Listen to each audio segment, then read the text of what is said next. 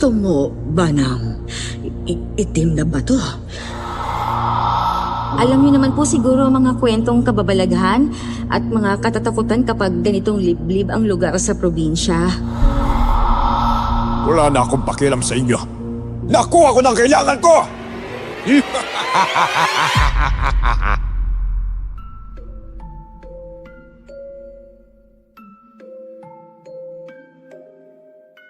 Nakakalungkot isipin na may mga taong akala natin ay kilala na natin ng husto.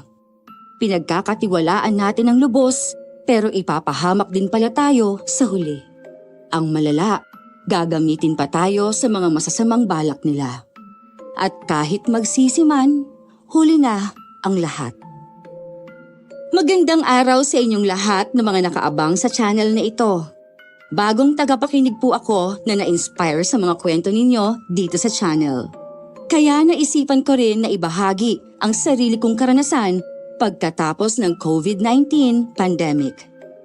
Kapag binabalikan ko yon, ay parang hindi pa rin ako makapaniwala. Hindi ko na lang po papangalanan ang mga lugar dahil labis ko pong hinahangaan ito. Marami na po akong kakilala galing dito sa kasalukuyan. At nakailang balik na rin ako pero hindi dun mismo sa pinangyarihan ng kakaiba kong karanasan. Likas sa akin ang pagiging adventurous. Tawagin niyo na lang po akong si Brenda. At ito ang aking kwento.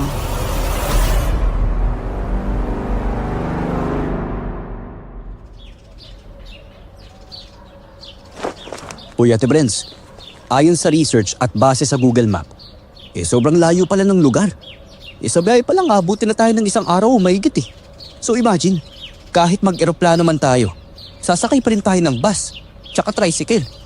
Parang bundok pa yung part ng lupain ninyo eh. Ano, kakayanin mo ba yun? Kakayanin ko basta kasama ka. Alam mo naman na ikaw lang ang maaasahan ko sa ganitong mga bagay. Gusto ko rin naman kasing makita si Ninong Ruben. Nakakaawa kaya siya. Nakakaawa? Bakit? Ano ba nangyari sa kanya? Gaano mo ba siya kakilala? Hindi sa kine-question ko yung pagiging ninong niya sa'yo ha? Sa kanya, wala. Pero sa asawa at anak niya, meron. Namatay pala yung mag-ina ni Ninong Ruben nung kasagsagan ng pandemic. Menopausal baby boy daw sana. At only child pa. Buti na lang, mukhang hindi naman basta-basta pinanghinaan ng loob si Ninong. Medyo na-depress raw siya pero nakabawi rin. Yun nga lang, kailangan niya ng pera. May interesado raw bumili dun sa lupa ni Papa na kakilala niya eh. Bibigyan daw siya ng malaki-laking komisyon kung mapapapayag niya ako. Nakatenga lang din yung lupa, sabi ni Mama. Ako na ang pinagdesisyon niya. Ilang taon na ba yung ninong mo na yun? Nakilala mo na ba siya dati? O nakapunta man lang sa inyo minsan? 45 pa lang si Ninong Ruben. Actually, kapatid siya ng best friend ni Papa. Kaya lang, nauna nang maging ninong si Papa nun sa anak ni Tito Roman. Kaya yung bunsong kapatid niya ang naging ninong ko. Alam mo yon, bawal ang magpalitan ng pag-anak sa binyag. Para daw kasing nagsaulian ng kadila. Siyempre, umatan siya sa binyag ko pero 2 beses ko pa lang siyang nakikita. Si Papa naman, palagi nang nakakapunta sa lugar nila noon. Nakabili nga ng lupa, di ba? Pambihira talaga oh. Wala nga akong ate na pakialamera. May pinsan naman akong militaryo at nangungonsensya pa. Parang bakasyon na rin yung pagbisita natin doon kung matutuloy ngang mabenta yung lupa. Hayaan mo, babalatuhan naman kita at mamamasyal pa tayo pagkatapos. Akong bahala sa itinerary natin. Magiging sulit ang lahat, promise. Wow, ang galing ha. Sobrang galing manuhol.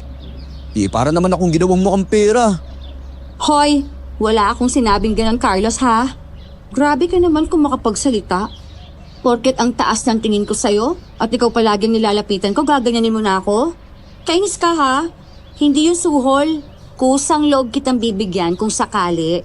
Katulad ng madalas kong ginagawa. Kasi hindi naman simple lang ang lalakarin natin. Sabi mo pa nga, malayo, di ba? Kung sa iba nga, nagbibigay ako, sa'yo pa ba? Magdadamot ako? Kaya sige na. Please, Kaz. Sige na nga. Basta walang arte-arte ha. At kung ano-anong reklamo pagdating doon. o sobrang seryoso na hindi namamansin. Kahit na alam ko namang very friendly ka naman at independent. Probinsya yun ate. Baka mamaya magkaproblema tayo nang wala sa oras. At pahihirapan mo ako. Naku, lagot tayong pareho. At may isa lang akong pakiusap ha. Medyo iwas-iwas tayong magpapansin sa mga boys dun, no? Ayoko mapaaway nang wala sa oras. Ba't ba kasi parang damit lang kung magpalit ka ng lalaki? Parang ako ang mas bata at ikaw mas matandaan, no, Kaz? Ay, pasalamat ka. Marunong ako makinig. Pero excuse me ha, nami-misinterpret at misunderstood lang ako, no? Pag friendly, malandi. Pag hindi namamansin, sasabihan na snob at suplada. Grabe! Hindi ko na alam kung saan ako lulugar sa mundo. Bahala na nga kayo. Natuwa rin ako kay Carlos. Napapayag ko siya na samahan ako sa probinsya. Kahit medyo nasermon na naman ako at siya pa itong mas bata, tanggap ko. Alam ko naman kasi, nakapakanan ko lang ang iniisip niya. Maraming beses ko nang napatunayan na sobrang buti ng pinsan kong ito sa ina. Kaya nakuha na rin niya ang respeto ko sa kabila ng agwat ng edad namin. At saka, wala naman siyang alam kung ano talaga ang totoong dahilan bakit ang bilis kong magpalit ng lalaki. Sinarili ko na lang yon. Kahit sa mga close friends kong babae ay hindi ko yon sinasabi. Para sa akin kasi, napaka-pribado na ng ganung bagay. Mabilis nang lumipas ang 5 araw. Sa wakas ay nakarating na kami sa probinsya ni Ninong Ruben. Grabe, ang haba nga pala talaga ng biyahe. Ay, parang napipina yata ng husto ang pang-upo ko. First time ko to. Sana sa susunod, meron na diretsong biyahe rito, ano? Like, eroplano sa ibabaw ng bundok. Joke. Sinabi ko na si Ate Brence eh. O ano, kaya pa? Pwede naman tayong bumalik. O isang sakay pa ng tricycle bago ang bahay ng Ninong Ruben mo. Uy, alam mo ba yung kwento ni Juan na lumangoy daw siya sa dagat papuntang Maynila? Tapos kung kailan isang kampay na lang at makakasampa na siya sa pier, napagod na siya at nagpa siya na lang bumalik. Hoy Carlos, pangit naman yung joke mo. Hindi ako si Juan, no? Ang lagay, ikaw lang ang pwedeng mag-joke. Hindi ba pwedeng pagaanin ko lang yung mood natin pareho? Kasi naman ate, abay medyo liblib na tong lugar ha. Paano mamaya kung totoo pala yung mga kwento na maraming aswang dito? Sa ibang araw ko na lang magbiro. Pag hindi na ako pagod. At yung mga kwento na yan, kwento lang yan. Pero kung may experience natin di totoo. Hindi ka matatakot ate. Kasi ako, sa tingin ko, basta may kasama ako o may gamit panlaban, hindi naman ako papayag na kakainin na lang ng walang kalaban-laban, no? Ganun din naman ako. Presence of mind ang kailangan, pero wag naman over na kahit simpleng kibot lang matatakot na tayo kaagad, ano? Kahit paano, hindi ako lumaki na matatakotin, no? Pero syempre, wag nating pangarapin na mangyari yun sa atin, Diyos ko. Noted, madam. Pero syempre, hindi rin kita pababayaan ate ha. O siya, tara na sa tricycle. Bago pa gumabit, maghanap na naman ng pagkain tong tiyan ko. In fairness, masasarap ang mga pagkain nila dito sa probinsya. Nakakawala ng pagod pag natikman mo na. Sikat naman talaga sila rito sa pagkain, di ba? Alam mo, paborito ko yung batchoy na kinain natin kanina pagkagaling sa airport. Grabe, tanggal kaagad ang jet lag ko. Pati yung antok. Ang sabi ni Ninong, magkakatay raw siya ng native na manok para pang ulam natin pag nandito na tayo. Ibinida pa niya yung lulutuin daw sa buko. Hindi pa ako nakakatikim nun. Uy, wow! Binakol tawag nila doon dito ah. Tapos, masarap talaga kapag native chicken. Mas malasa daw kaysa sa 45 days. The best din daw gawing adobo na medyo maanghang tapos paresa ng malamig na beer. Sarap talaga nun. Hindi ka nalugi sa pagsama mo sa akin yan. At gusto mo pala ang mga pagkain dito. Pero huwag ka magpapakalasing, ha? Hindi ko lang sinasabi pero nakapunta na ako rito dati, no? Ito nga lang sa syudad. At saka tansyado ko naman ng pag-inom kapag wala na ako sa amin. Aba, pagkatapos ng pangungumbisi ko, malalaman ko na lang na gusto mo pala ng mga pagkain dito. Nagkunwagi ka lang yatang ako tong inaalala mo eh. Tsak, pasimple kang nagbunyi dahil natuloy ako imbis na ma-discourage. Uy, hindi ate Bressa.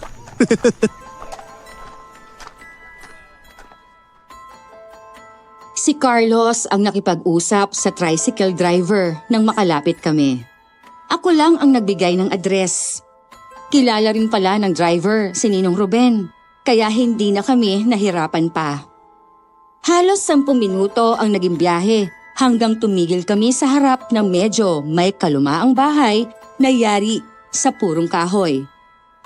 Nakilala ko kaagad si Ninong Ruben na nakadungaw sa bintana at nakatingin sa papalubog na araw. Bumaba na ako ng tricycle at kinawayan siya habang si Carlos ay nagbabayad na ng pamasahe. Ninong Ruben! Hoy, kayo na pala yan, Brenda! Eka, sandali, bababa na ako! Luma pala pero malaki ang bahay ng ninong mo, Ate Brenza. Teka, sino kasama niya dyan? Simula nang mamatay ang aso niya, mag-isa lang daw siya rito. Tapos nito lang, nung may interesadong bumili dun sa lupa ni Papa, dumating naman yung inaanak ng asawa niya. Doon niya pinatira sa lupain namin. Pag-araw daw, nandito sa kanya, pero umuwi sa hapon. Kaya mag-isa lang siya rito kapag gabi. Oo, parang kukunti lang ang bahay dito, no? Oh, mabuti naman at dumating na kayo. Abay, parang kailan lang nung huling kita ko sa'yo nung lilibing ang papa mo ah. Ano, Brenda? Parang nene ka pa nun. Ngayon, ay nako. Oo nga pala. Tamang-tama lang yung niluto kong ulam para sa hapunan. Abay, baka gutom na kayo. Maano po, Ninong? Kayo nga po parang hindi tumatanda. Salamat sa pag-aabalang ipagluto kami. Pero medyo busog pa naman. Wag na yung mano. Bay, hindi naman ako ganun katanda, no? Oh, ito ba yung sinasabi mong pinsan mo? Ay, kamusta po kayo, Ninong? Ako nga po pala si Carlos. Pinsang buo po ako sa ina ni Brenda. Kung ganun, makikininong na rin po ako kung pwede po. Abay, paborito ko po pala yung native chicken. Sige, Carlos. Sabi, walang problema kung makikininong ka. Natutuwa nga ako at para na rin hindi na iba yung turing natin sa isa't isa. Bay, paborito mo pala yung native chicken. Ay, pwede ka mag-uwi ko sakali, pero tara, pasok muna kayo sa loob ng bahay. Nawili na tayo dito sa labas eh. Si Ninong oh, parang si Carlos na ang inaanak niyo niyan ah. Naku, huwag ka magselos, Brenda. Siyempre naman, espesyal ka pa rin sa akin, ano? Abay, pagpasensya niyo na tong bahay ko. Sa laki nito hindi ko na malinis lahat. Ang hirap pala talaga kapag nag-iisa ako eh. Kaya kayo, huwag din yung isipin na hindi mag-asawa ha. Lalo ka na, Brenda. Naku, mukhang malapit ka nang lumagpas sa kalendaryo. Hayaan niyo, Ninong. Isa kayo sa unang-unang makakaalam kapag mag-aasawa na ako. Hindi ko pa lang po talaga natatagpuan ang one true love ko. Ba, asahan ko yan ha. O tara na sa kwarto ninyo. Itong magkatapat na silid dito sa baba ang gagamitin ninyo. Sa taas kasi ako natutulog. Mabuti na rin at dito may sariling banyo. Doon wala eh. Teka, parang hindi pa po yata umaabot ng maayos yung signal dito, Ninong ah. Ay nako, nasa bayan pa lang yung signal eh. Pero doon sa plaza may internet naman. Naka-voucher yung tawag nila. Pinasadya talaga ng barangay na magpapakabit noon. Para sa mga estudyante nung kasagsagan ng pandemic pero hanggang ngayon gumagana pa. At pinagkakakitaan na ng barangay. Condolence po pala ulit, Ninong Ruben. Nakakalungkot. Hindi ko na naabutan ng mag-ina niyo. Nakikiramay din po pala ako nung. Naku, maraming salamat sa inyo ha. Mahirap tanggapin nung una pero kaya ko rin sa kinalaunan. Gagayon hindi ko pa rin biwasang maalala yung mukha ng asawa ko na nahihirapan. Pero walang nag-aasikaso at hindi kami basta tinanggap sa ospital. Pero marami akong napagtanto at nadiskubre sa sarili ko nung nawala siya. Kaya ayos lang naman. May yelo po ba rito, Ninong Ruben? May dala po akong juice na pwedeng timplahin. May dala rin po kami ni Carlos na groceries. Beer po? Meron? Grabe, parang sarap uminom kahit konti lang ah. Pampatanggal ba ng pagod? Naku, hindi ako mahilig sa artificial na inumin. Kahit soft drinks o alcohol man lang. Tsaka yung tubig ko rito, mainit at baligamgam. Parang mas maganda yun sa katawan at natural na herbal. Pero ibibili ko pa rin kayo ng mga hanap ninyo na gusto ninyo. Yelo na lang, Nong. Masarap din naman ang malamig na tsaa. Wag na lang din po pala beer, Nong. Oras na siguro para mag-diet ako sa alcohol eh. Kahit dito man lang. Naku, mabuti pa nga. O siya, abay babalik din ako agad ha. Ilak niyo na lang yung pinto. Wala namang nakakatakot dito pero para panatag ang loob ninyo.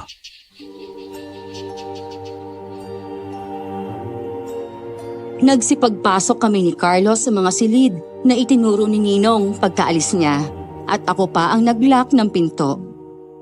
Pero hindi kami nagpahinga. Sa halip, magkasunod lang rin kaming lumabas. Ate Brens, hindi sa pag-iinarte ha. Pero lilinisin ko lang yung silid siguro. Sorry, Kaza. Hindi ko inekspekto. Yung silid ko nga, ang daming pambatang gamit na maalikabok. Yung mga dekorasyon, binahaya na ng gagamba. Puro nasapot. Gagawin yata siguro sanang nursery room. Intindihin na lang natin si Ninong ha, Carlos. Oo nga eh. Hindi madali na mawala ng mahal sa buhay.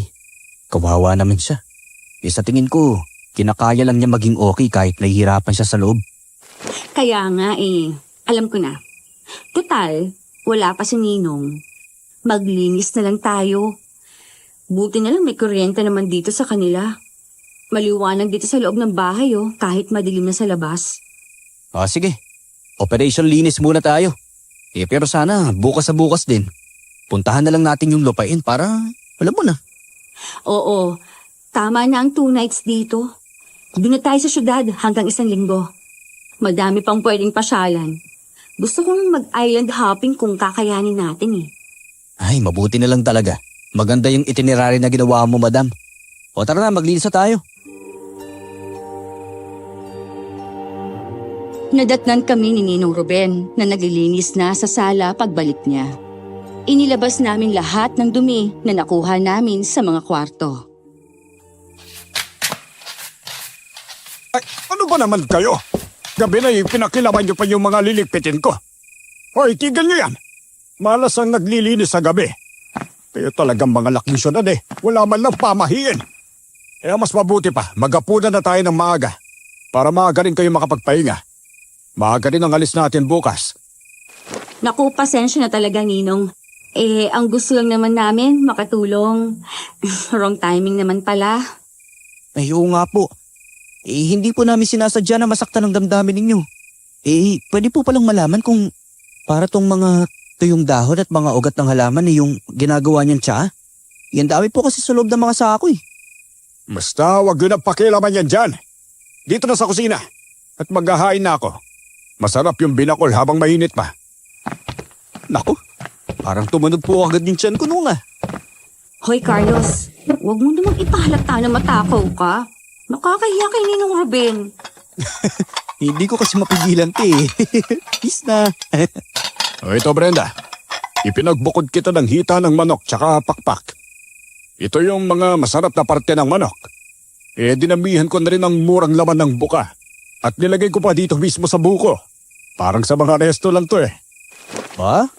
Espesyal nga talaga ang inaanak sa ninong niya. Naku, sana ako rin. May ninong na ganyan. Nakakahiya naman, Ninong Ruben. Hindi na sana kayo nag-abala pa. Okay naman po sa akin kung ano meron Hindi po ako mapili sa pagkain. Ba, hindi pwedeng hindi ako maganda. At unang beses mo palang napunta rito, Brenda. Dapat espesyal talaga. Pasensya ka na, Carlos, ha? Hindi ko kasi maayos na nabuksan yung isa pang buko O siya, kumain na lang kayo na kumain. Ako naman aalis pagkatapos nito. Kasi pupuntahan ko yung may-ari ng tricycle na sasakyan natin bukas. Ariin nyo na lang na inyo itong bahay na to, ha? Pero, huwag na ulit kayo maglilinis, ha? Pasensya na't wala akong telebisyon dito. Kasi minalas talaga ako ng pandemic Hindi pa rin ako halos nakausad. Tsaka wala rin pasyalan dito pag gabi. Pero di bale, maaaliw tayo doon sa lupain ng papa mo, Brenda.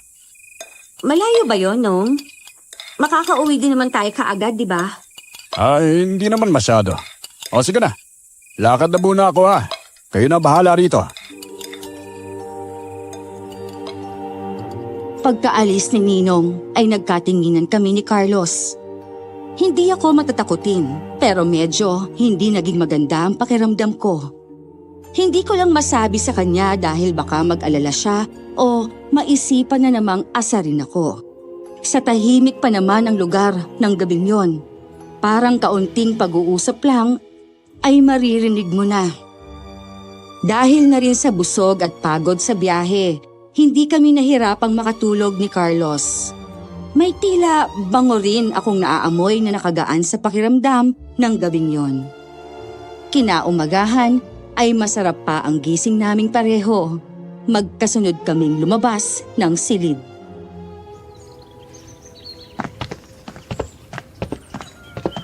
Mabuti, nagising na kayo. Kamusta? Maganda ba yung tulog niya? Ano? Oo nga po, Ninong. Hindi man lang ako namahay. Ganon din ho ako nung. Para pong may mabango ako na amoy kagabi. At nakarelax pa ako. Naku sinadya ko talaga mag-spray ng lavender at citronilla kagabi pag uwi ko. At maganda talaga yun na pampakalma para masarap ang tulog ninyo. Abay gamit ko yan nung kakamatay lang na magin ako. Halos araw at gabi na akong dilot O ito naman ang tikman nyo. Sara-sara ang tawag dito. Di hamak na mas gusto ko ito kaysa sa tunay na kape. Gawa ito sa bigas na sinangag hanggang sa magitim. Wow! Marami pala kayong alam sa mga inumin, Nong, ha? Si Mama, mahilig din sa ganito. Kaya gusto rin niya dun sa probinsya nila tumira simula nang mawala si Papa Ako naman, sa syudad ang trabaho ko kaya hindi rin makapag-stay sa kanya. Abay kung ganon, bakit hindi nga rin subukan tumira doon sa lupain ng papa mo? Maganda yung lugar kahit medyo malayo sa Kabiasnan. Ay siya nga pala. Ilagay mo na ito sa mga bulsa ninyo. Uy, ano to? Proteksyon laban sa masasamang elemento to nung wag niyo po sana mamasamain nung. Albularyo po ba kayo? Ba? Mukhang marunong kang tumigil ng tao, Carlos para masagot ang tanong mo na yan, oo. Nagsasanay ako sa pagiging albularyo simula nung mag-pandemic. Lalo na nang mamatay ang magina ko. Ikaw ba naman ang hindi makakilos ng maayos at pati sa ospital ay puno Lahat na lang may isip mo talaga. Ako, bago pa mamatay ang magina ko dito ko na ginugol ang oras ko. Nakatulong talaga ng malaki sa akin yon. Pero hindi sa magina ko. Naintindihan ka namin nung. Yan dami nga pong nabago ang buhay dahil sa pandemic yung iba nagkaroon ng magandang pagkakataon at naging matagumpay pa. Kasi yung iba naman, hindi pinalad at nag-iikahos na. Siguro, masasabi kong nasa dalawa ako. Binalas at nag-iikahos. Pero binigyan ng pagkakataon na maging albularyo. Kaya mas sinasanay ko pa ngayon ang sarili ko. Mabuti ng ganito. Hindi na ako nagkukumahog na humingi ng tulong sa iba. Kasi ako na tong nilalapitan ngayon. At saka personal ko rin gawa yung mga proteksyon ninyo. Maigi na may ganyan kayo para iwas sa bati mamaya. Abay, iba pa rin kasi dahil dayo kayo. Alam niyo naman siguro mga kwento-kwento tungkol dito sa probinsya. Siguro naman, kwento-kwento lang naman po yun, no? Hindi po sa hindi ako naniniwala pero nakailang balik na rin po ako dito hindi nga lang mismo sa lugar sa inyo. At wala naman ako masamang karanasan pagdating sa kakaibang mga nilalang. Rayot ng mga kabataan pa nung. Nakasaksi ako pero hindi naman masama kung mag-iingat. Kasi naman inaalala ko lang naman kasi kayo. Lalo na itong si Brenda. Salamat sa pag-aalala, Nong. Oo nga po pala. Yung prospect buyer niyo po, kailan namin makikilala?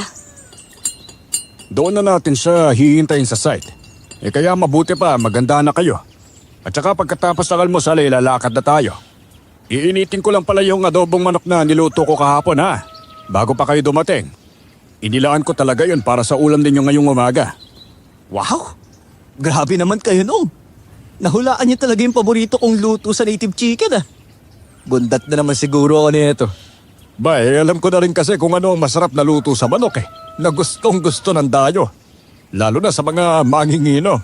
Adobo talaga. Maagang dumating ang tricycle na inarkila ni Ninong Ruben.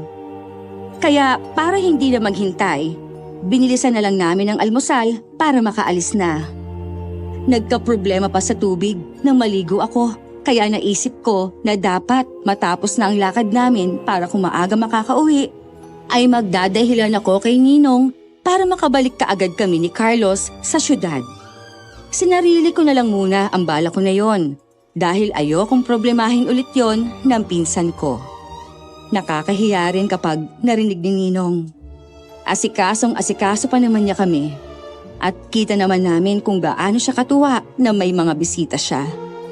Napakarami na niyang ginawa para sa amin, lalo na sa pagkain. Mahigit 1.5 oras pa ulit ang biyahe namin. Bumagsak pa kasi ang malakas na ulan kaya bumagal ang pagpapatakbo ng driver. Hanggang sa tumigil kami sa gilid ng bakanteng palayan, malapit sa daan at may matatanaw na bukid sa hindi kalayuan. Mangilan-ngilan nga lang ang mga bahay at wala malang akong makitang tao sa paligid. Naunang bumaba si Ninong Ruben.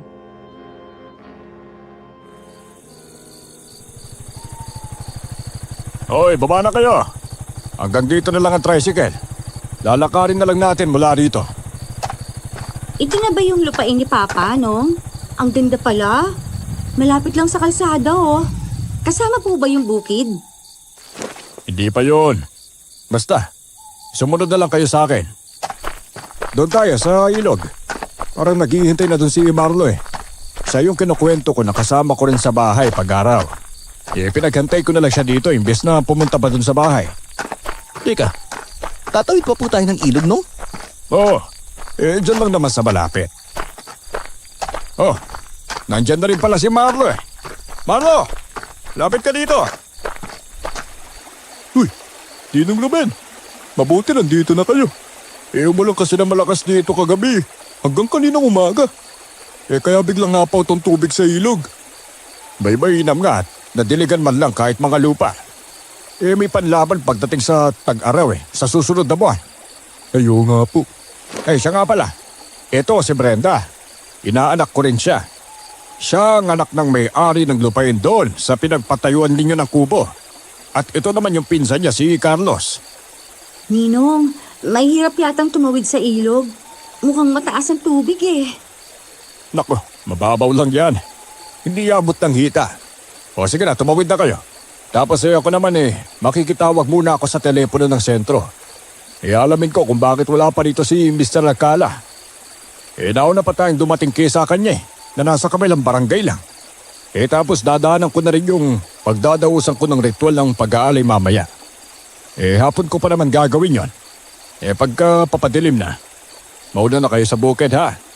Sasamahan kayo ni Marlo, siya yung bahala sa inyo. Alam niya ang gagawin niya. Kaso Ninong, baka pwedeng dito ka na lang namin hintayin.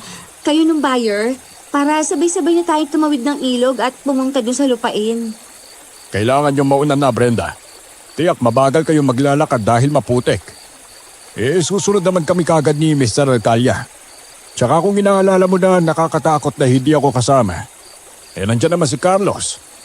O na Carlos, huwag kang duduwag-duwag ha. Lalaki ka naman Sige Honong. Ako na ho ang bahala kay Ate Brenda. Magaling. O sige, tumawid na kayo ng ilog. Alalayan niyo si Brenda ha. Carlos, Marlo. Napilitan akong tumawid kahit kabado ako. Medyo magubat na kasi sa kabila ng ilog. Madaming matataas na puno at kawayang sinasayaw ng hangin, kaya lumilikha ng tunog. Halos hindi mapasok ng sikat ng araw ang kapal at yabong ng mga dahon sa itaas. Pero inisip ko na lang na mabilis lang naman ang pagtingin sa lupain. Nakapagdesisyon na rin akong ibenta na lang ang property dahil tsak kahit si Mama, lalo na ang bunsong kapatid ko, ay hindi magtatyagang pumunta sa ganong kalayo na lugar kahit nasa probinsya pa at hindi magulo ang paligid.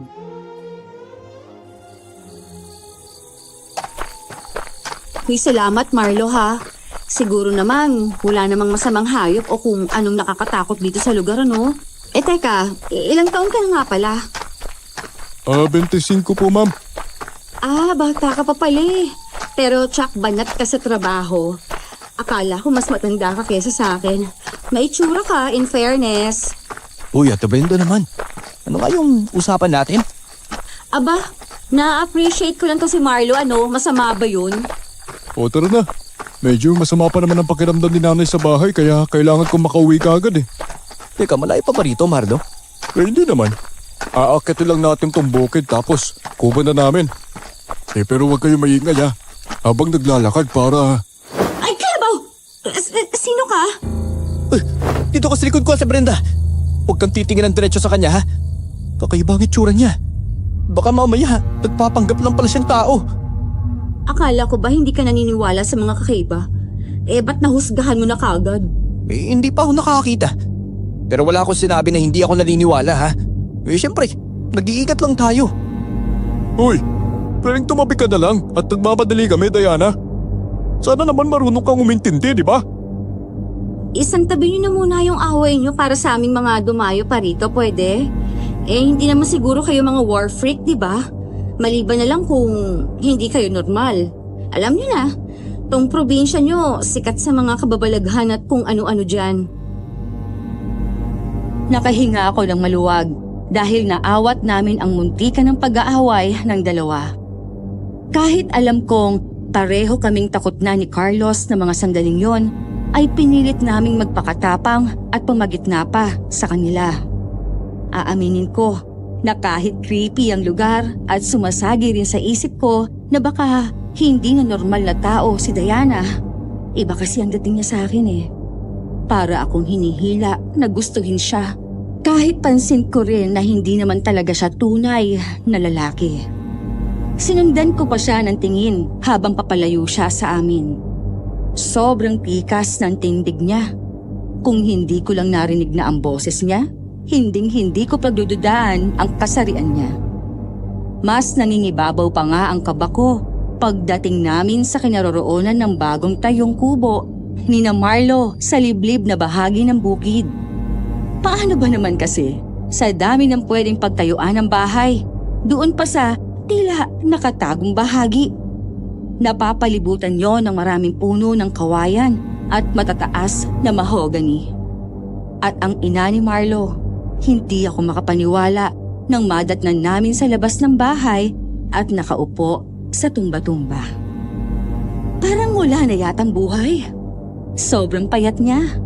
Pero kapansin-pansin rin na sa kabila ng sakitin niyang itsura ay may lumilitaw pa rin kakaibang ganda.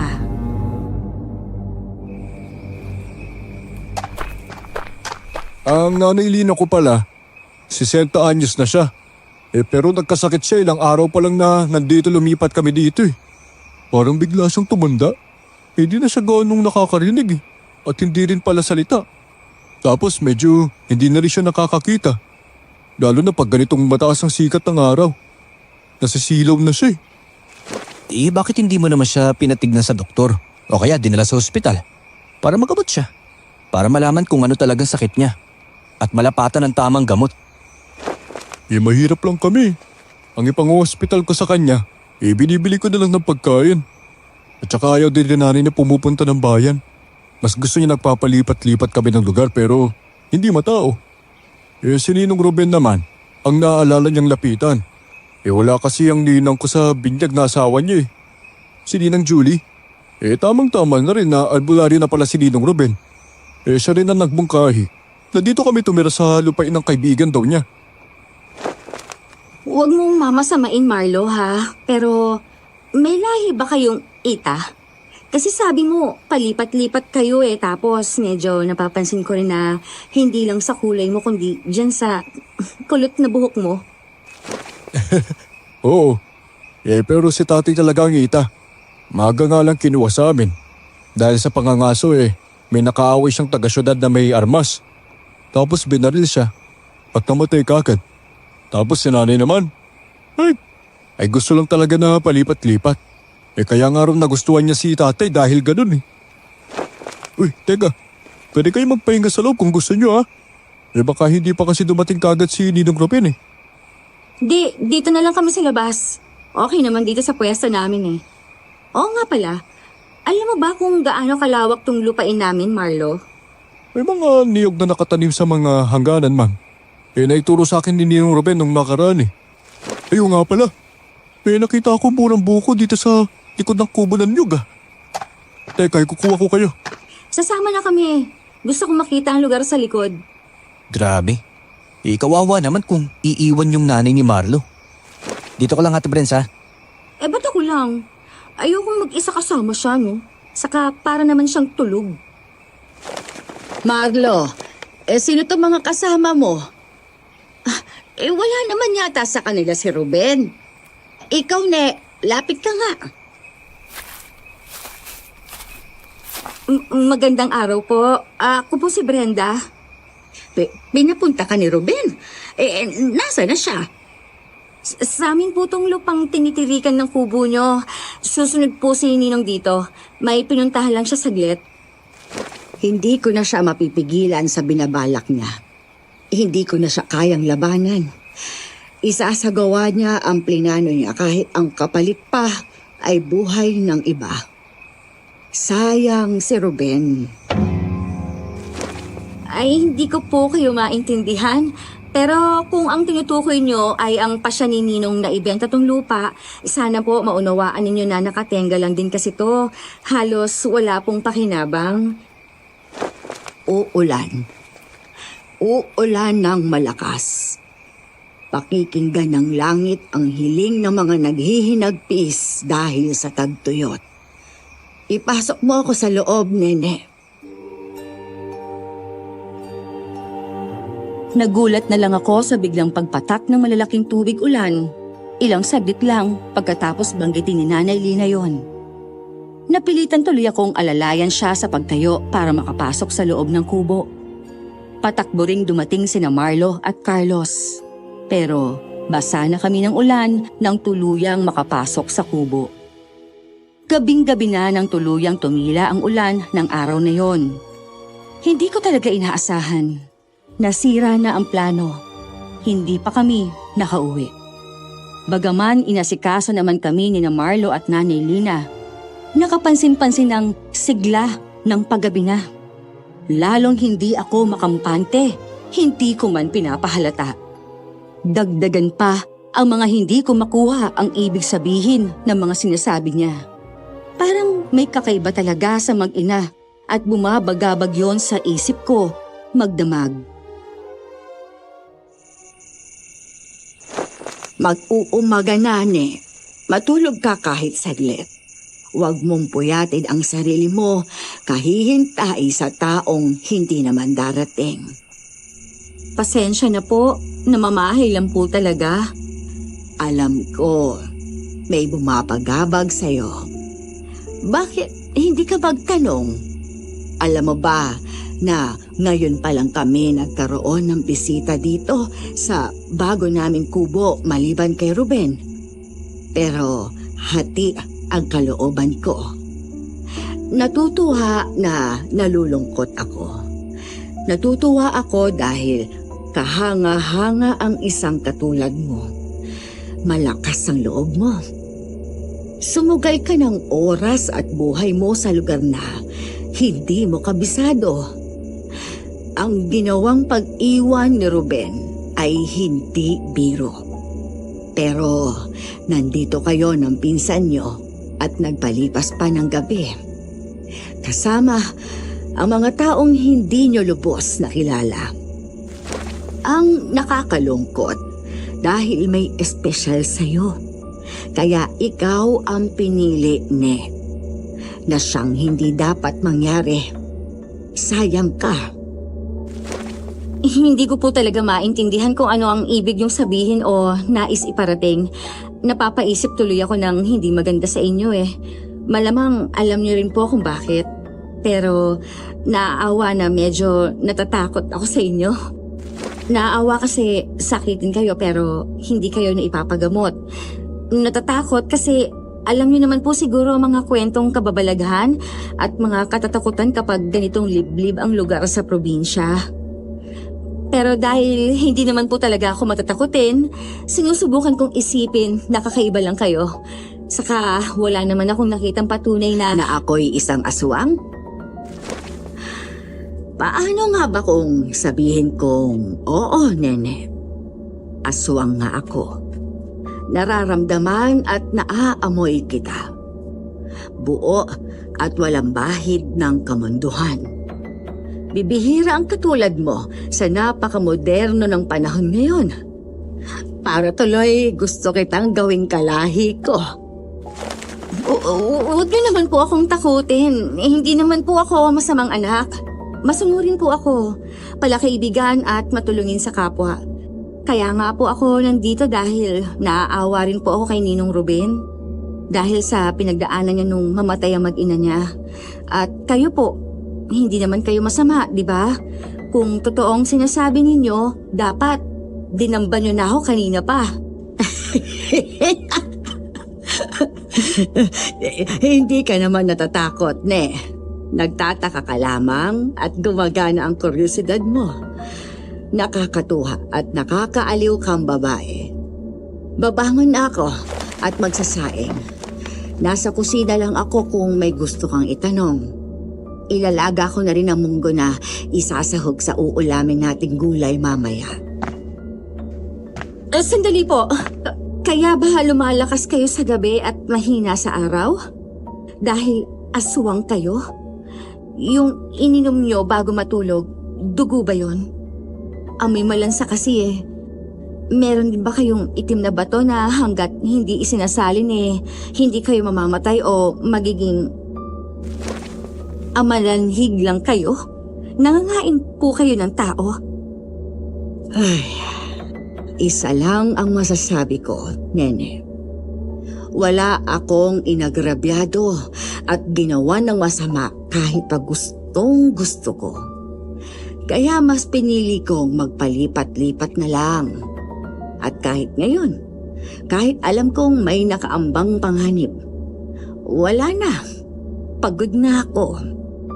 Hahayaan ko na lang. Pero sana may sumugpo sa kanya. Mabuting aswang kayo kung ganon. Wala na akong narinig mula kay Nanay Lina pagkatapos ng usapan namin yon. Mabagal siyang bumangon at iniwan ako sa silid kung saan sa katre nakawayan siya at ako naman ay sa sahig na higa. Nakapagtatakang nakatulog din ako pagkaalis niya. Hindi ako nabagabag. Nang magising ako, tanghaling tapat na. Nagpanik na ako. Nadatnan ko sa labas si Carlos na prenteng nakaupo sa bangko sa tapat ng hapagkainan. Kaagad niyang ikinuwento ang tungkol sa masarap na ulam na munggo na may gata, dilis at langka, na may kakaibang dalbos ng loyong-loyong daw. Kaya nakaramdam kaagad ako ng kalam ng sikmura. Hindi na ako nag-alanganin pang kumain ng husto. Nasaan si Marlo? Si Nanay Lina? Ayun, nagpunta sa sentro si Marlo. Nakibalita tungkol kay Ninong Ruben. Gusto ko sanang sumama kaso hindi kita maiwan kahit tulog mantika ka. Si Nanay Lina naman nasa labas pa rin. Sa umba-umba niya. Katulad ng dinatnan natin kahapon. Tara na nga lang muna maglakad-lakad. Naparami ang kain ko. Teka, kukunin ko lang yung sling bag ko. Masarap kasi ang ulam Nakakagana. Magpapaalam muna tayo kay Nanay Lina. Nay! Maglalakad-lakad lang po muna kami Nabusog ng gusto si Ate Brenda sa luto ni Marlo Wala ka bang napapansin kakaiba kay Nanay Lina? Hindi nagkwento sa'yo si Marlo? Masasalubong ninyo si Marlo. Bumalik kayo bago dumilim. Yan! Pansin mo yun? Ano ba pinagsasabi mo? Ang dapat pagtakhan natin ay kung bakit wala pa rin si Ninong Ruben. Ang hali na Ano kayang nangyari dun? Huwag mong ibahin ang usapan, Carlos. Alam mo bang kahapon pa ako kinakausap ng kung ano-ano ni Nanay Lina? Parang may tinutukoy siyang tao na hindi niya kayang pigilan. Basta, tapos, kaninang madaling araw, nagkausap ulit kami. Parang nakikipagbiruan siya na parang seryoso. Pag tinatanong ko, hindi naman nasagot ng diretso Hindi man niya inamin pero tingin ko, tama ako. Hindi ordinaryong matanda si Nanay Lina, Carlos. Malakas ang pakiramdam niya sa paligid kahit matanda na siya. hindi kaya... Naku, wag mo nang ituloy, Ate Brens. Kung tama ang hinala mo, tiyak na hindi na tayo makakaalis ng buhay dito, no? Yung mabuti pa, magmatsyag tayo ng gusto at maging alerto. Ito na yung usap-usapan lang natin bago pumunta tayo eh. Carlos, Ma'am Brenda, saan kayo pupunta? Grabe, buti nakabalik ka na, Mar. Tamang hula si Nanay Lina na makakasalubong ka namin ah. Gusto lang magpatunaw ng pagkain ni Ate Brenda eh. Mag-iikot-ikot na rin. Naku, hindi tamang hula yun. Talagang alam niya. Kasi malakas yung pakiramdam nun eh. Ayun nga pala, wala pa rin si Ninong Ruben. Yung sabi sa sentro, nagpunta daw kay Mr. Alcala sa kabilang barangay. Hindi nga nasipot yung ritual ng pag-aalay kahapon eh. Nasaan na kaya si Ninong? Baka may nangyari na masama sa kanya. Baka mas malakas ang ulan sa pinuntahan niya kaysa rito at napano na siya. Uy Marlo, kung aalis kami ngayon, may masasakyan ba mula doon sa kalsada hanggang sa bahay ni Ninong Ruben? Meron naman siguro. May kilala ako may-ari ng tricycle sa sentro eh. Pero bago kayo umuwi, bakit hindi niyo na lang libutin yung buong lupain? Total, nandito naman na kayo. Doon lang tayo sa tuktok ng bukid para makita niyo na yung buong lupain. Huwag na siguro. Sa susunod na lang. Uunahin muna namin hanapin si Ninong Ruben. Samahan mo na lang kami doon sa may-ari ng tricycle, pwede? Ay, sana okay lang si Ninong. Kung yun ang gusto niyo, sige. Medyo maputik nga lang, ma'am. Ingat na lang kayo sa paglalakad, ha? Marlo, pasensya na ha kung matanong ako. Wala ba kayong ibang kalapit bahay dito? Yung si Diana, alam mo kung saan nakatira? Kung pupunta sana tayo sa tuktok ng bukid, makikita niyo yung lupain nila, ma'am. Kadikit lang nung sa inyo. Nandun din yung bahay niya. Teka, matanong ko lang rin, ha? Hindi kayo natatakot o naiilang sa kanya? Hindi matatakotin niya si Ate Brenda. Mabait pa yan. Over-friendly nga lang eh. At mahilig sa lalaki at sa... Ay naku Marlo, kaya nga sinamahan ko yan eh. Pero hindi talaga paawat. Natipuhan yata yung Diana. Tumigil ka nga, Carlos. Uuwi na tayo, ano? Sa amin ni nanay, ma'am. Anong tingin niyo? Okay, Nanay Lina na lang pala kasi kung titignan niyo, parang nakakatakot siya, hindi ba? Marlo, gusto ko man sanang sagutin yung tanong mo, kaya lang nag-aalangan ako eh. Ayoko masaktan ka. Pero mukha ka naman kasi mabait at tingin ko mauunawaan mo rin kung sakali. Kaya lang... Ay, si nanay! Ay, ma'am, pasensya na pero babalikan ko muna siya. Sumunod na lang kayo sa akin, pangako po. Walang mangyayari masama sa inyo habang kasama niyo kami. Diyos ko, baka napano na si Nanay Lina, Carlos? Dahan-dahan lang ate! Ay! Carlos! Ingat, Binibini. Sinong... Diana? Paanong nandito ka na? Wala ka naman rito ha. Nakita ko na kayo kanina pa. Kaya lang, nandyan si Marlo kaya sinundan ko na lang kayo mula sa malayo. Uy Ate Brenda, si Nanay Lina muna ang unahin natin. Baka kailangan tayo ni Marlo. Sasamahan ko na kayo. Narinig ko rin kanina ang sigaw niya. Nakaalalay sa akin si Diana nang bumalik kami sa kubo ni na Marlo ng panahong iyon. Madulas kasi ang daan pababa. Pagdating namin sa kubo, ay nagulat na lang kami na may mga kahawig ng katawan ni Diana na naroroon at nakikipag-away kay Marlo. Iniwan niya kaagad ako at nakipaglaban din sa kanila. May kung ano itong dinukot sa bulsa na parang pulbo at hinagis sa mga kalaban. Tila napuwing ang mga ito kaya mas naging madaling tamaan ang sibat ni Marlo hanggang sa isa-isa silang tumakas. Habang inuubos ni Diana at Marlo ang mga kalaban, nagawa akong alalayan ni Carlos papasok sa kubo. Doon, nakita ko si Nanay Lina na nakahiga sa sahig ng kwarto niya. Habol ng matanda ang paghinga. Diyos ko, Carlos. Anong gagawin natin? Ano itong napasok nating gulo? Nasaan na kaya si Ninong Ruben? Sino yung mga kamukha ni Diana sa labas? O baka naman naka-costume lang sila? Nandito na to Ate Brenda. Ipanalangin na lang natin na matapos na to. At makalis tayo ng buo. Teka lang, may isang sibat pa si Marlo dito oh. Teka, tutulungan ko nga sila. Mag-iingat ka, Carlos. Nene, lapit ka. Nailina, anong maitutulong ko? Teka, may pampahid ba kayo? Yung pwedeng maamoy? Baka makatulong kapag nakasinghot kayo. Gusto mo ba ng itim na bato? Hindi ko na kaya. Diyos ko po, wala po akong balak maging aswang. Si Marlo, ayaw din niya. Pero pagod na ako. Tatawagin ko po si Marlo. Marlo! Marlo! Si Nanay Lina! Ma'am! Si Nanay! Nay! Nay!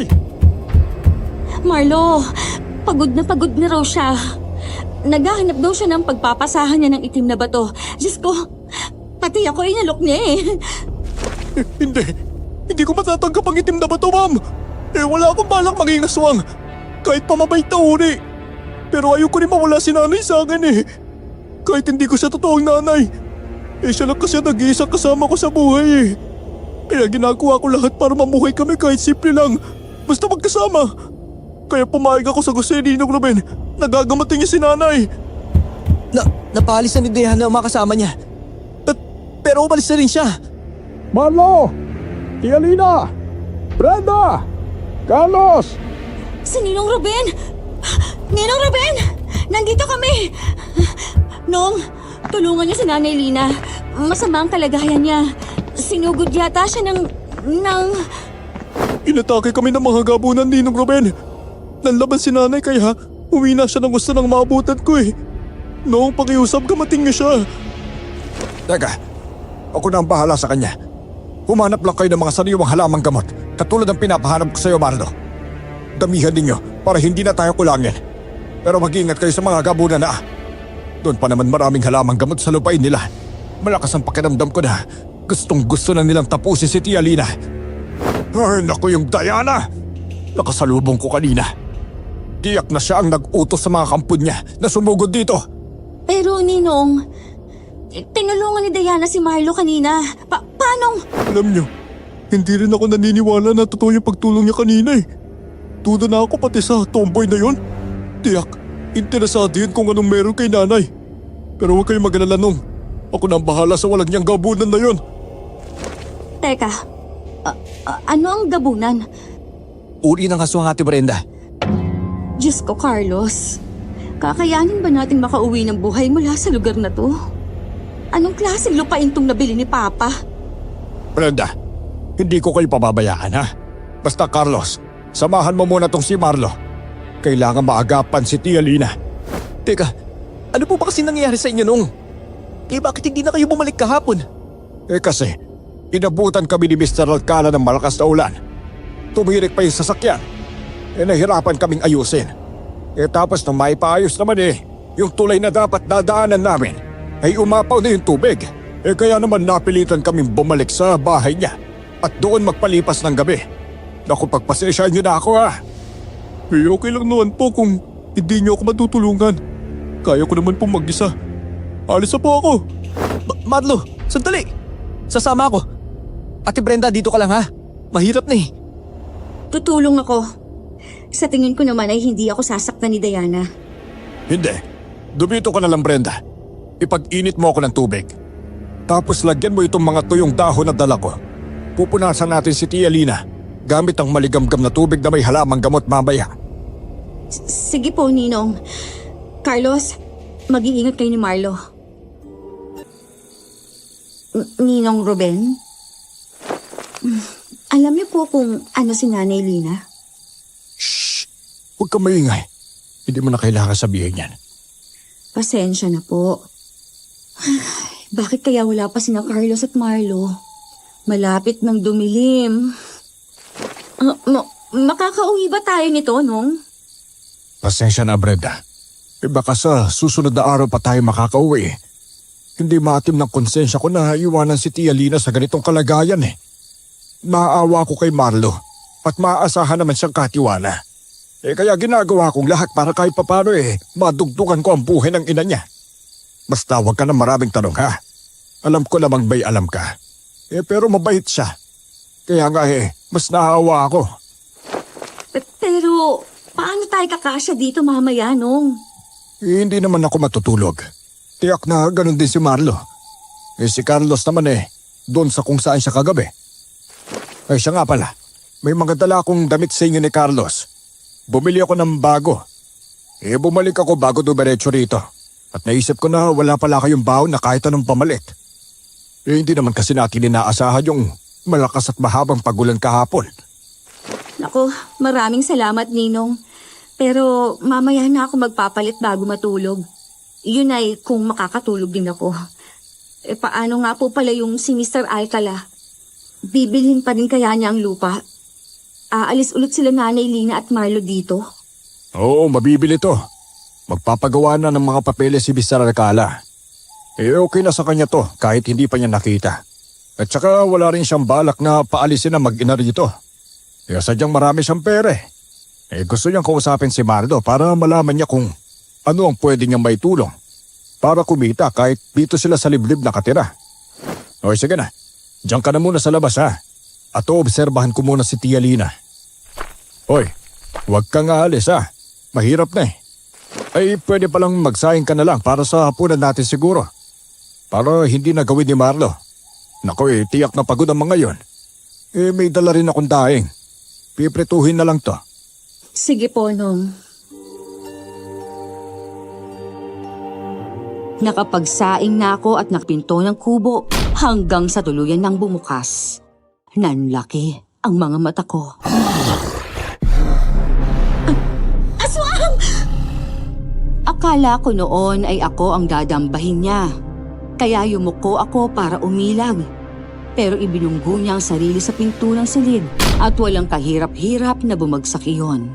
Nakatakip pa rin ang mga kamay ko sa muka nang tuluyan na akong napasalampak sa sahig habang nanginginig. Mabuti na lang at dumating na sina Carlos at Marlo ng sandaling iyon. Kasama nila si Diana na nakatali sa likod ang mga kamay. Maingat pa itong ibinaba sa sahig at pinasandig pa sa dingding. Saka naman sumigaw si Ninong Ruben at hinabol ang aswang na tumalis. Halimaw ka! Magbabayad ka sa ginawa mo! Ninong Ruben! Tay! Nandito na ang mga gamot mo! Ate Brenda! Diyos ko! Ano ito nangyayari sa atin, Carlos? Baka ito na ang katapusan natin sa mundo. Kumalma ka, Ate Brenda. Makinig ka mabuti ha. Palabas lang namin din na Marlo at Diana ang lahat ng ito. Hindi si Diana ang nag-utos sa pag-atake ng mga gabunan kanina. Kundi ang ninong mo. Alam niya ring aswang si Nanay Lina at interesado siya sa itim na bato. May sinuhulan siyang mga gabunan para gawin ang plano niyang panlilin lang. Kaya hindi siya nakabalik kahapon. Dahil maliban sa umulan, sa isang traidor na gabunan na kalaban ni Diana siya lumapit at nakipagkasundo. Hindi totoo yan, Carlos. Hindi magagawa ni Ninong na lokohin ako. Hindi niya tayo papahamak sa ganito. Maniwala ka, ate. Dahil hindi lang yan ang balak niya. Gusto ka pala niyang mapangasawa at dawing reyna daw ng kaharian na itatayo niya dito mismo sa lupain ninyo. Kaya bilis na. Nandiyan na siya. Magtago ka doon sa ilalim ng lababo. Nangangatal na ang buo kong katawan na sinunod ang utos ni Carlos ng sandaling yon. Nagimbal ang buong sistema ko sa nalaman ko. Magkahalong hindi makapaniwala at sobrang lungkot ang naramdaman ko. Maliban sa natakot ng husto. Wala sa hinagap ko na mararanasan ko ang nangyaring iyon. Mas malala pa pala sa alok ni Nanay Lina ang balak ni Ninong sa akin. Pagkatapos kong ibigay ang buong tiwala ko sa kanya, kinaawaan ko siya ng husto. At walang pagdududang inintindi at pinagbigyan sa mga pakiusap niya dahil sa pinagdaanan niya.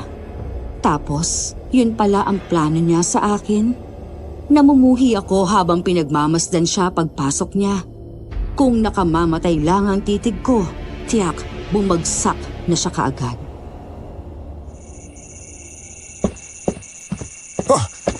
Mga walang diyang gabunan. Pinahirapan pa ako. Pero napatay ko na siya. Marlo, patawarin mo ko hindi ko nagawang iligtas ang inay mo Nakuha ng gabunan ng itim na bato pero hindi niya naisupo. Dahil sinaksak ko siya ng balisong ko. Kaya lang, nahulog sa sahig ang bato. At, teka, itong si Diana. Ikaw nahalimaw ka! Kasalanan mong lahat ng to Magbabayad ka. Umamin siya na siya ang may pakana sa pagkatake kanina, no? Nakonsensya ka sa ginawa mo sa tiyahin mo. Pwes, uli na ang lahat. Wag! May kailangan pa siyang gawin din ng Ruben. Nakapagkasundo siya sa amin ni Carlos Mahal na niya si Ma'am Brenda kaya napasuko namin siya ng tuluyan. Handa siyang ibigay yung itim na bato niya para mabuhi ulit si Nanay Lina. Kapalit nun, tutulungan mo siya maging normal na tao para makapamuhay sila ni Brenda ng normal. Sige na, Ruben. Ayoko na maging aswang. Gusto ko na lang maging normal na tao. Kaya mo yun gawin, di ba? Iiwan ko na rin ang lahat ng meron dito sa lugar na to at sasama na ako sa kanya. Iiwan ko na lang sa inyo nila Marlo at Tia Lina ang lupain ko. Aalis na rin sa lugar na to ang mga kaugi ko para hindi na kayo magulo pa. Ha? Ano pinagsasabi mong gabunan ka? Hindi magiging masaya sa'yo si Brenda. Hindi katuloy na lalaki. Wala akong hindi gagawin para sa kanya, Ruben. Ngayon lang ako nakatagpo ng babaeng katulad niya na hindi ako hinuhusgahan base sa anyo ko at pagkatao ko. Tiyak ko na mas mabuti pa ako kesa sa'yo. Ha? Hindi mapapasuyo si Brenda. Brenda, nasaan ka? Tara na, inaanak. Umalis na tayo rito. Pero Ninong Ruben, maawa ka naman sa akin Si Nanay Lina na lang ang meron ako Wala na akong pakialam sa inyo. Nakuha ko ng kailangan ko!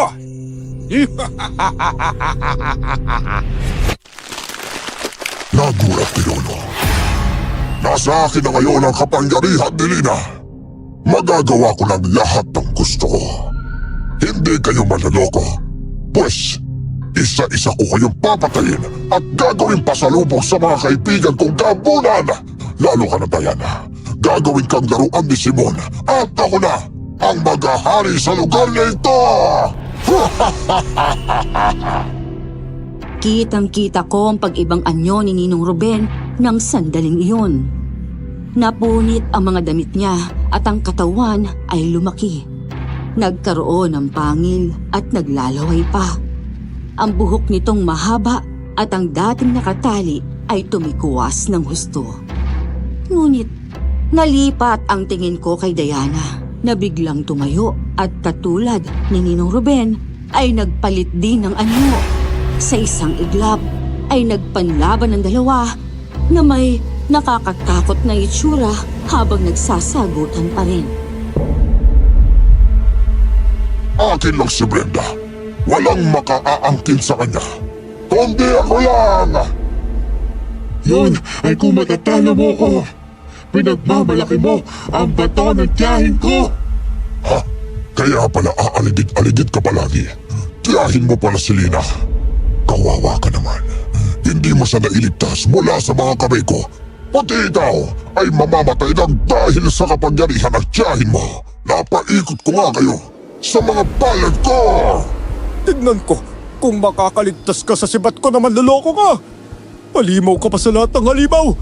Pestigal bularyo ka. Pinagkatiwalaan ka namin Hindi kayo uubra sa akin. Isang pitik ka lang, bata. Umusal ng hindi maintindihang mga salita ang aswang na si Ninong Ruben. Kapansin-pansin naman ang paghihina ni Marlo at natumba kaagad ng tamaan ng tadyak. Pero hindi si Diana. Tumigil ito sa hula niya ay nag-oorasyon. Sumagot din ito ng hindi maintindihang salita na ikinatigil ni Ninong Ruben. Akala mo, ikaw lang ang may alam. Noong na pa ako matuto sa'yo. Nag-uumpisa ka pa lang. Bihasa na ako, Ruben. Pero hindi ako sakim at manlilinlang katulad mo. Hindi pa rin ako Ayan! Tatalunin pa rin kita, Brenda! Nasaan ka? Alam kong naririnig mo pa ako. Mahal na mahal kita! Grabe, nakakadiri kayo ah! Anong klaseng pagmamahal ang sinasabi ninyo? Pinahamak ninyo kami ng pinsan ko dito. Pinagkatiwalaan ka namin! Tumigil ka, pakinabero ka! Itawan mo ako! Tumigil ka na, Ninong Ruben! Huwag mong idamay si Carlos dito! Maawa ka sa kanya! Hindi. Sagabal siya. Bantay sarado ka sa kanya. Nagpamarunong pa! Walang patutunguhan ng pakikipaglaban mo, Ninong Ruben. Huwag mo nang dagdagan ang kasalanan mo. Mas gusto ko lang ganito. Pakapangyarihan. Malagas. Huwag kang mag-alala. Tayong dalawa pa rin ang matitira. Sugod!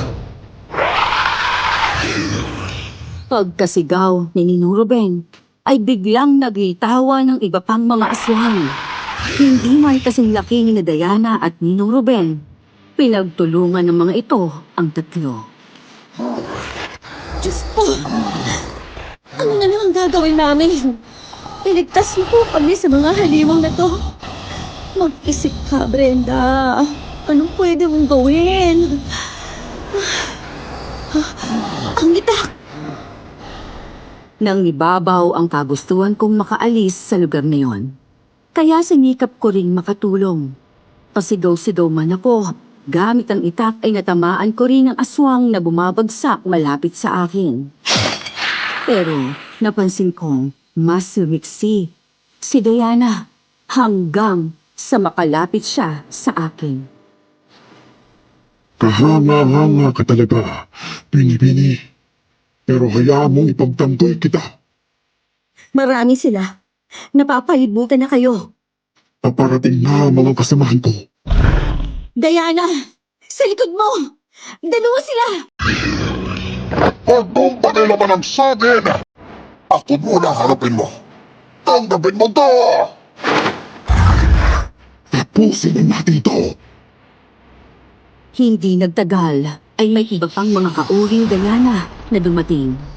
At katulad ng sinabi niya, mabilis na napatumba ng mga ito ang mga kalaban at si Ninong na lang ang natitira. Nangihina na rin ito. Hanggang sa isang tadyak pa ni Diana ay bumagsak na ito ng tuluyan sa lupa. Unti-unti itong bumalik sa pagiging tao. Patawarin niyo ko, Brenda. Nabulag ako.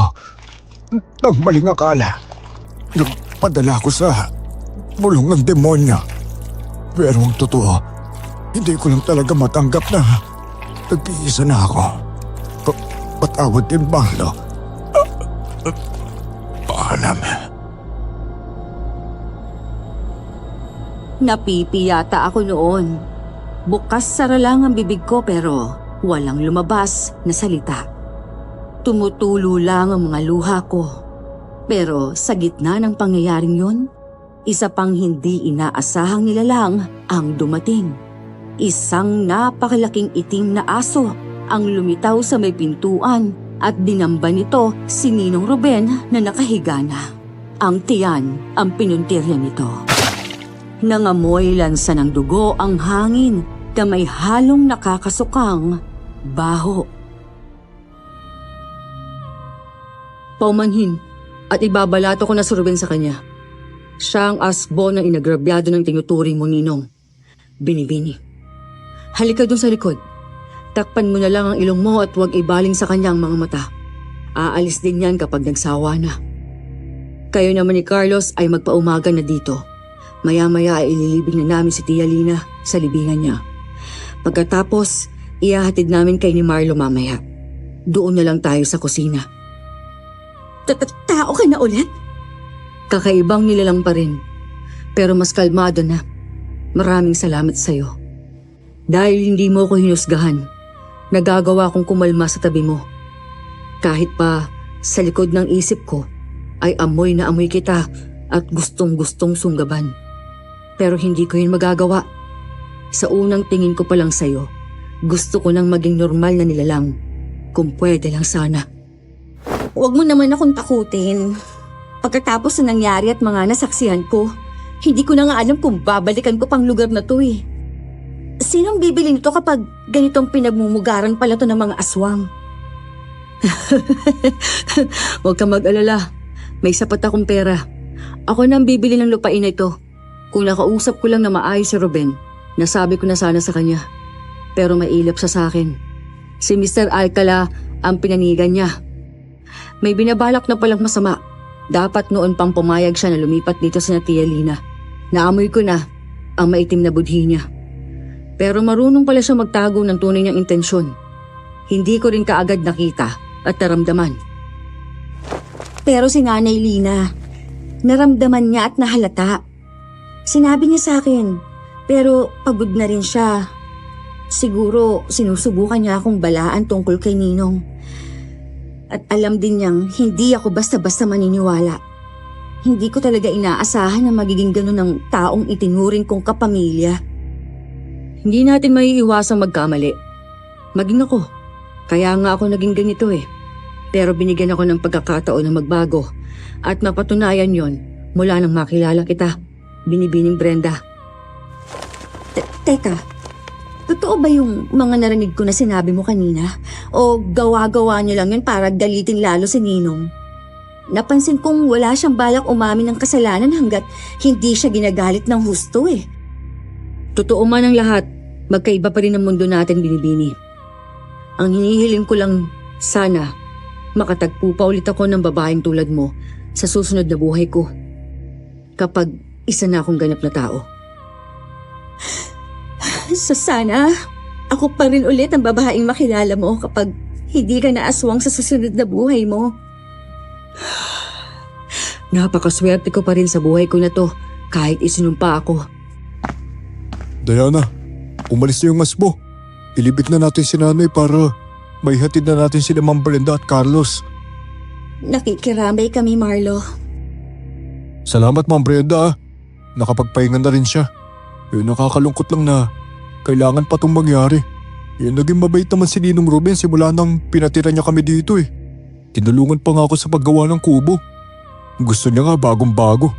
Yung pala, may ibang plano pala siya. May mga tabletas ako nakita sa dabitan ni nanay na hindi ko alam kung para saan. Yung hula ko naman bigay yun ni Ninong. Maraming nais mangyari sa Ruben na hindi niya kaya. Masyado siyang naghangad ng mga bagay na hindi para sa kanya. Hindi pa rin ako makapaniwala. Nang gabing din yon, ay nilisan namin ang lugar kasama si Marlo. Pero bago yon ay may iniabot si Diana sa akin na hindi kalakihang bag.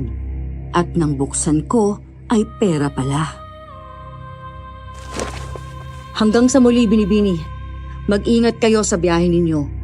Salamat sa pagkakataon na makilala ang isang kahanga-hangang babaeng tulad mo. Ikaw na ang bahala sa lupain na to, Diana. Marunong ka naman siguro kung paano to isalin sa pangalan mo. Kung may kakailanganin kang mga papeles, naku, paano kaya yun? Nakaininong ang mga yon. May mag-aasikaso niyan. Kilala ko si Mr. Alcala. Nasa kanya na mga papeles. Pero kung kakailanganin ko ang tulong mo, pupuntahan ko na lang kayo sa lugar niyo. Hindi mo pala alam ang address namin sa... Magagawan ko ng paraan. Sige na, humayo na kayo bago ko pa maisip na pigilan kayo. Oo nga pala, hindi ka pala ordinaryong tao. Tsak na marami kang kakilala kahit saan, pero huwag niyo kaming gugulatin o tatakupin sa amin ha. Tinawanan lang ako ni Diana sa sinabi kong yon. Pagkatapos ay kinuha niya ang kamay ko at kinintalan ng halik.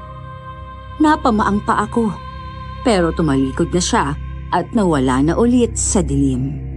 Si Marlo ang nagmaneho ng tricycle pabalik sa bahay ni Ninong Ruben na sa gulat namin ay maraming tao sa labas nang dumating kami.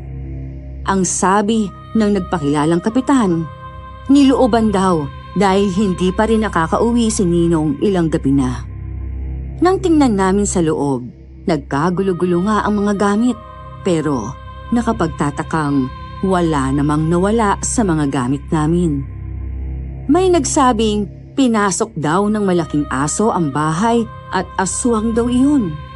Mayroon namang nagsabi na galit kay Ninong ang nanloob dahil hindi epektibo ang pag-aalbularyo niya. Nang makalayo kami, isang malaking pagsabog ang narinig namin. Yun pala ay nagmula sa bahay ni Ninong. Nag-aapoy iyon. Nasunog ang bahay niya nang walang nakakaalam mula sa mga nagmimeron kung ano ang talagang nangyari sa kanya.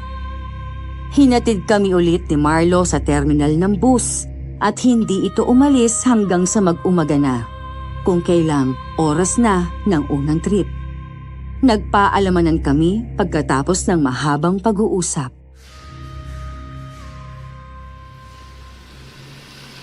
Maraming salamat talaga sa kabutihan niyo ni Diana, Marlo. Dahil doon, makakauwi kami ng buo. Naku, maraming salamat din po sa kabutihan ninyo, ma'am. Isang araw dadalaw ko sa inyo. May usapan na kami ni Carlos eh. Grabe, ang sakit-sakit nga lang ng katawan ko, Ate Brenda. Tara, bili tayo ng gamot pagdating natin sa syudad mamaya. Sige, ipaalala mo lang sa akin mamaya. Tara na, para na akong inaantok eh. Wala pa tayong tulog. Tsak bagsak tayo pagdating sa hotel mamaya. Magpamassage tayo sa gabi ha. Bukas pa naman ang hapon ng flight natin eh.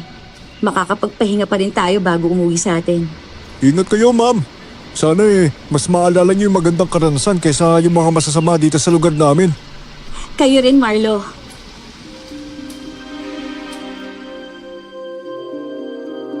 Sa bus pa lang ay nakatulog na kami ni Carlos. Kinailangan pa kaming gisingin ng konduktor pagdating sa terminal. Sumakay kami ng taxi at nagpahatid sa hotel. Bago mag-check-in, ay kumain na muna kami at uminom ng gamot. Pati ako ay nakaramdam na rin kasi ng pananakit ng katawan. Buong araw at magdamag yata kaming tulog ni Carlos noon. Hindi na kami nakapagpamasahe tulad ng naunang plano namin. Hindi na rin kami pumasyal ng sumunod na araw. Pareho kasi kaming medyo tulala.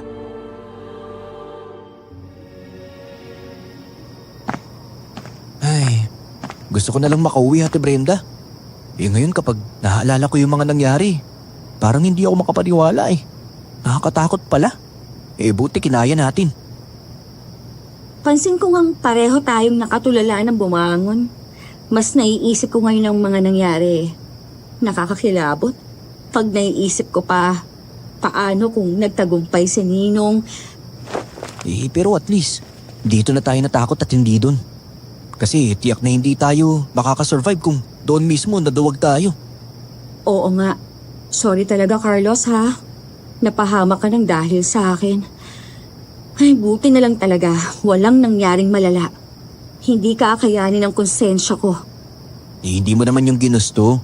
At saka mabuti nga kasama mo ako eh. Dahil kung hindi, alam mo, ako ang mas makokonsensya ng gusto.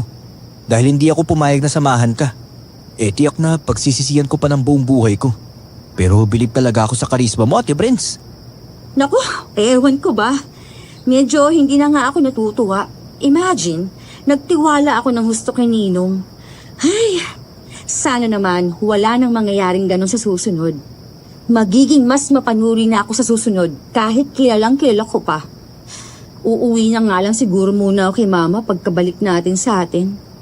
Babalik-balik na lang ako pag kailangan ko na mag-report sa opisina. Mag-isa pa naman ako sa apartment. Naku, magpalit ka na lang muna kaya ng trabaho. Iyan tagal mo na kasi sa call center eh. Pahinga ka naman no. Para ka namang may binubuhay na pamilya kung makahataw eh. Pinanlilibre mo lang naman sa mga kaibigan mo yung pera mo eh. Sa doon ako masaya eh. Pero iniisip ko na nga rin eh. Tumatanda na si Mama. Gusto ko rin siyang makasama ng madalas. Sila ni Bella. Kapag naaalala ko si Nanay Lina at Marlo, gusto ko na rin palaging katabi ang pamilya ko. Tama. Total may pera ka na rin man lang galing kay Diana. Siguro naman magnegosyo ka na lang. Hawak mo pa yung oras mo. At sa mga susunod na yayayain mo ko, hindi naman masama kung sa ibang bansa, no? Teka, bilangin nga natin kung magkano ang binigay ni Diana. Nasa maleta ko yung bag. Grabe! May hawak siyang cash dun sa lugar na yun? Ako na yung kukuha. Mayaman pala siya at pamangkin pala ni Nanay Lina, no? Sana maisipan niyang bigyan si Marlo o tulungan niyang makapag-aral. Kahit hindi niya kamag-anak. Gusto yun ni Marlo eh. Naisip ko nga, ba't hindi pa niya nilapitan na mag-ina dati pa? Ayaw ni Nanay Lina, sabi ni Marlo eh. Dahil nga pagod na siya at gusto na magpahinga. Pero grabe, hanga ako at hindi talaga pinilit maging aswang ni Marlo. O ito na ang bag. Pati ako inalok pa, Diyos ko. Kung binigay na lang talaga niya kay Ninong Ruben. Ano ba naman tong bag na bigay ni Diana? Ang hirap ng buksan ng tali. Ayaw din naman ni Nanay Lina na gamitin sa masama ang bato eh. Kaya pinahina ni Ninong si Nanay at nagplano kung paano makuha ang bato nang hindi na talaga makakalaban pa. Nagsinungaling pa, nahulog raw. Niloko tayo nung... Teka, patingin nga. Dahon nga. Teka, labas natin lahat. Itakot natin. Teka, ano ba yan? Mais? Ate Brenda, gold ang mga to. Oh. Grabe, ang daming gold nito. Diyos ko! Totoo ba to? Nang tanghaling yon ay lumabas kami ni Carlos para tingnan ang mga natagpuang naming gabutil na mais na mga bato. At nakumpirma nga naming gold iyon. Ibinenta namin ang dalawa at pinaghatian namin ni Carlos. Nang may makita kaming pulubi sa gilid ng daan pabalik sa hotel, ay nagbigay din kami ng pera. Nag-iwan kami ng tip sa cleaner ng hotel, maging sa driver ng taxi. Sa sarili ko, masaya akong minapasaya akong tao noon. Pero naaalala ko si Ninong Ruben. At naisip ko na kung sana ay noon pa ako nakatanggap ng ganun kalaking halaga. Sana natulungan pa siya. Pero inisip ko na hindi ko naman hawak ang pagkakataon, lalo na ang kapalaran niya. Hanggang ngayon, kapag naaalala ko ang karanasan naming iyon ng pinsan ko, napapabuntong hininga ko. Sa loob ng maikling panahon na yon, ay napagtanto ko na may mga pangyayari talaga sa buhay natin na hindi natin inaasahan. Na bagaman maingat tayo, bubulabugin tayo at susubukin ang ating katatagan. Natutunan kong mas maging maingat pa sa pakikipagharap sa tao. Lalo na ang pagpunta sa mga lugar na hindi ako pamilyar. Sa buhay, hindi naman talaga natin hawak ang kapalaran ng bawat tao. Minsan, nagiging instrumento lang tayo sa ikabubuti o ikasasama nila. Dahil sa huli, mangyayari ang nakatakda ng mangyari. Hindi natin hawak ang pagkakataon. Pero kapag binigyan tayo nun, mas magaan pa rin sa dibdib ang maging mapagbigay at maunawain.